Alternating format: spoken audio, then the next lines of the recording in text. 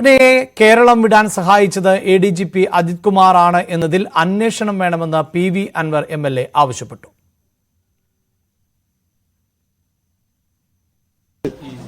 ഞാൻ അന്വേഷണത്തിന് പോകണം. അല്ല, അത് അന്വേഷിക്കണം. അജിത് കുമാറിന് അങ്ങനെ പലതും ഉണ്ടാവും, അത് അന്വേഷിക്കണം. ഇത് ഞാൻ കേട്ടിട്ടുണ്ട്. ഉന്നത പോലീസ് ഉദ്യോഗസ്ഥർക്കെതിരായ പരാതിയിൽ PV അൻവർ MLAയുടെ മൊഴിയെടുക്കുന്നത് തുടരുകയാണ്. തൃശൂർ DIG ആണ് മൊഴിയെടുക്കുന്നത്. അതേസമയം പുതിയ ആരോപണവുമായി PV അൻവർ രംഗത്ത് വന്നു. പ്രതിപക്ഷ നേതാവിന് RSSുമായി ബന്ധമുണ്ട് എന്നാണ് ആരോപണം. പ്രതിപക്ഷ നേതാവും ADGPയും തമ്മിലും ബന്ധമുണ്ട്. പുനർജനി കേസ് അട്ടിമറിക്കപ്പെട്ടു. പുനർജനി കേസ് EDക്ക് വിടട്ടെ എന്ന് പറയാൻ VD സതീശന് ധൈര്യമുണ്ടോ?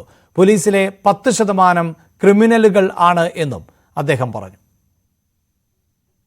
പ്രതിപക്ഷ നേതാവ് ഈ പണം തട്ടിപ്പ് നടത്തിയിട്ടില്ലെങ്കിൽ അദ്ദേഹം എഴുതി കൊടുക്കട്ടെ EDക്ക്, എന്റെ പേരിൽ ഇങ്ങനെ ഒരു അപരാധമുണ്ട്, ഞാൻ ഈ കളവ് നടത്തിയിട്ടില്ല, ഞാൻ പണം തട്ടിപ്പ് നടത്തിയിട്ടില്ല, ED അന്വേഷിക്കട്ടെ എന്ന് എഴുതി കൊടുക്കട്ടെ. എന്താ എഴുതി കൊടുക്കാത്ത?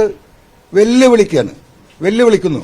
പിണറായിയെ പേരിൽ ഈ RSSനെ ചാർത്തുന്ന കേരളത്തിലെ പ്രതിപക്ഷ നേതാവിനെ കേരളത്തിലെ ജനങ്ങൾക്ക് വേണ്ടി വളരെ സ്നേഹത്തോടെ, വളരെ ബഹുമാനത്തോടെ വെല്ലുവിളിക്കുക. ഒന്ന് എഴുതി കൊടുക്കട്ടെ, പുനർജനി കേസ് ED അന്വേഷിക്കണമെന്ന്. അത് തന്നെയാണ് വിഷയം.